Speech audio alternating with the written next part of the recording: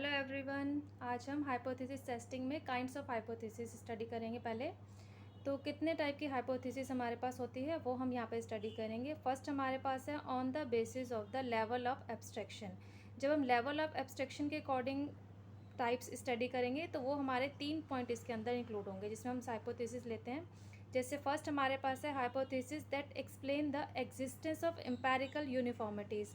जब हमारे पास empirical यूनिफॉर्मिटीज़ existence करता है तो हम उसको इस हाइपोथेसिस में एक्सप्लेन करेंगे।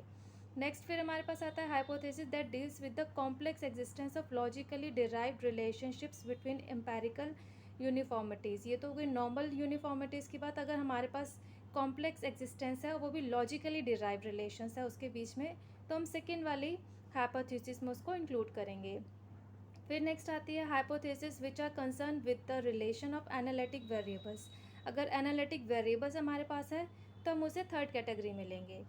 फिर आगे आता है another kinds according to certain authors. जितने भी हमारे ऑथर्स हैं उन्होंने अलग अलग टाइप के अपने व्यूज़ दिए हैं due two kinds of hypothesis के रिलेटेड। तो फर्स्ट उसमें आता है एक्सप्लानेटरी और डिस्क्रिप्टिव हाइपोथेसिस। क्या होता है इसमें? A hypothesis may be about the cause of a phenomenon or about the law of which it is instance. Means कि जब भी हम अपनी हाइपोथेसिस को कॉज के बेस पर एक्सप्लेन करते हैं या एज्यूम करते हैं तो वो हमारा एक्सप्लानेटरी या डिस्क्रिप्टिव हाइपोथेसिस में हम इंक्लूड करेंगे। फिर नेक्स्ट आता है हमारा टेंटेटिव हाइपोथेसिस। इसमें क्या होता है? When a phenomenon can not be fully understood due to technical difficulties a tentative hypothesis can be made about it. जब हमारा जो है हम टेक्निकल डिफ़िकल्टीज़ के कारण अपनी हाइपोथेसिस को प्रॉपर एक्सप्लेन नहीं कर पाते, प्रॉपर समझ नहीं पाते, तो हम यूज़ करते हैं टेंटेटिव हाइपोथेसिस का। And how far it is successful in explaining can be seen. और ये जब जितना हम एक्सप्लेन करेंगे उतना ही हमें सक्सेस हम हो सकते हैं अपनी टेस्टिंग से रिलेटेड या रिसर्च से related. Sometimes two or more hypothesis can be simultaneously tested. Tentative में क्या होता है, कई बार हम एक अजम्पशन लेते हैं या हाइपोथेसिस लेंगे तो वो हमारे रिसर्च को कंप्लीट नहीं कर पाता, तो हम मोर देन टू या उससे ज़्यादा भी हाइपोथेसिस हम इसमें साथ साथ एक साथ टेस्ट कर सकते हैं। फिर नेक्स्ट आता है representative fictions. The hypothesis is based upon imaginary reasoning. इसमें क्या होता है, जो हमारे इमेजनरी रीजनिंग के अकॉर्डिंग हम हाइपोथेसिस बनाते हैं, मतलब हम सोचते हैं कि ये सिचुएशन में भी हो सकती है, वो हाइपोथेसिस हमने बनाई। And it basically involve thinking with the help of concrete examples.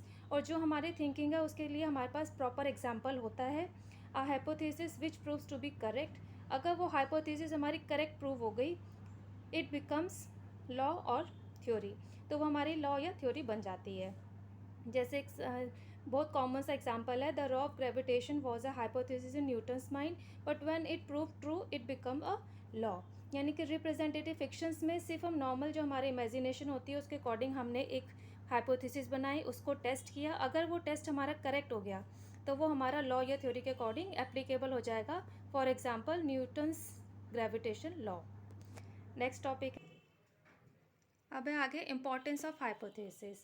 Hypothesis is the basic function of scientific research. Hypothesis जो होता है साइंटिफिक रिसर्च का एक बेसिक फंक्शन होता है। इट्स यूटिलिटी और importance for research is as follows. इसकी utility और इम्पॉर्टेंस हमारी ऐसे है। फर्स्ट है हेल्पफुल इन इंक्वायरी। इंक्वायरी में ये हेल्प करती है। कैसे? The investigator is able to know specially what he or she has to find out. Investigator को पता होता है कि उसने क्या चीज़ ढूंढनी है थ्रू हाइपोथेसिस। अगर उसने हाइपोथेसिस बनाई है तभी वो इस बात का या इस क्वेश्चन का आंसर उसे मिल सकता है।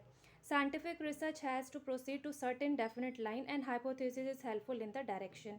जो हमारी साइंटिफिक रिसर्च है या साइंटिफिक मैथड्स हम यूज़ कर रहे हैं वो हमें सर्टेन डेफिनेट लाइन देती है, और हाइपोथेसिस क्या होती है उस लाइन से हमें डायरेक्शन प्रोवाइड कराती है, डायरेक्शन में हेल्प करती है कि हमें किस डायरेक्शन की तरफ मूव करना है अपने रिसर्च में।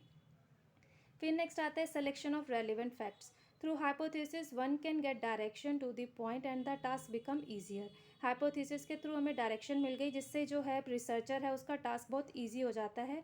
And the researcher is able to eliminate the irrelevant facts, concentrate only relevant facts.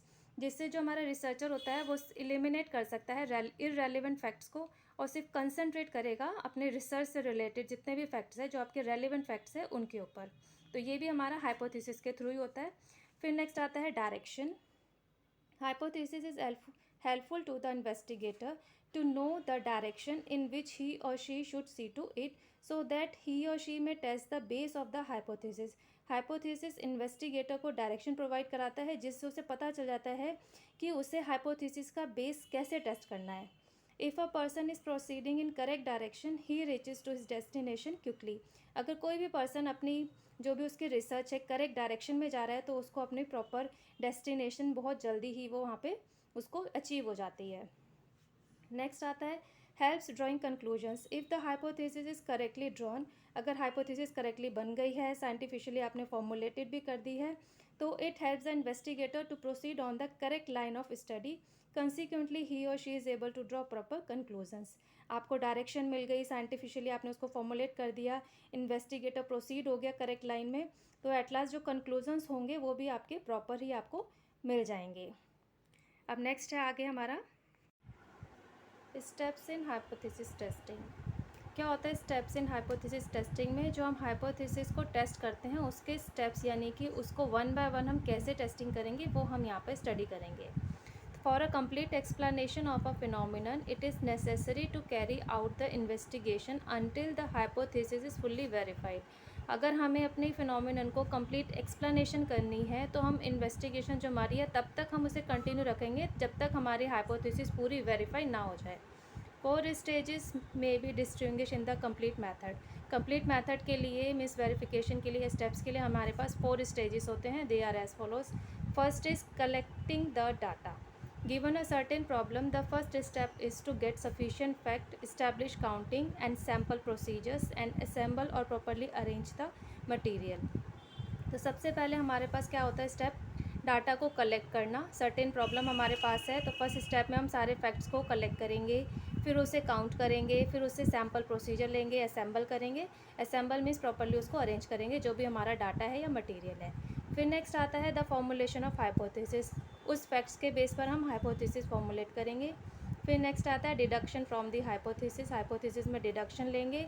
Last आता है verification of the separate deductions.